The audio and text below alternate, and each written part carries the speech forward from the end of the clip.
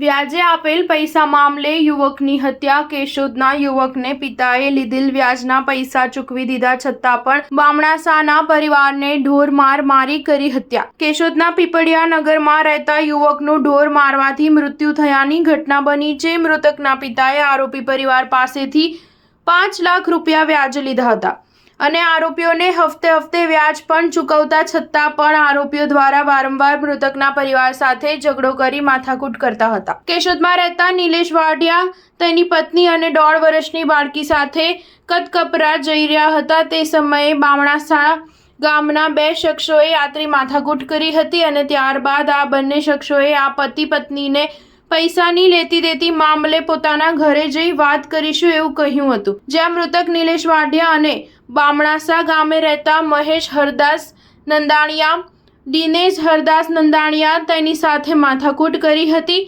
ત્યારે બામણાસા ગામે રહેતા નંદાણીયા પરિવારે નિલેશ તેમજ તેની પત્ની નયના સાથે ઉગ્ર બોલાચાલી કરી માથાકૂટ કરી લોખંડના પાઇપ અને અન્ય હથિયારોથી ઢોર માર્યો હતો। ત્યારબાદ કેશોદ સિવિલ હોસ્પિટલ સારવાર માટે લઈ જવામાં આવ્યો હતો અને જ્યાંથી વધુ સારવાર માટે જૂનાગઢ સિવિલ હોસ્પિટલ ખસેડવામાં આવ્યો હતો। ડોક્ટરે મૃતક નિલેશ વાઢિયાને મૃત જાહેર કર્યો હતો।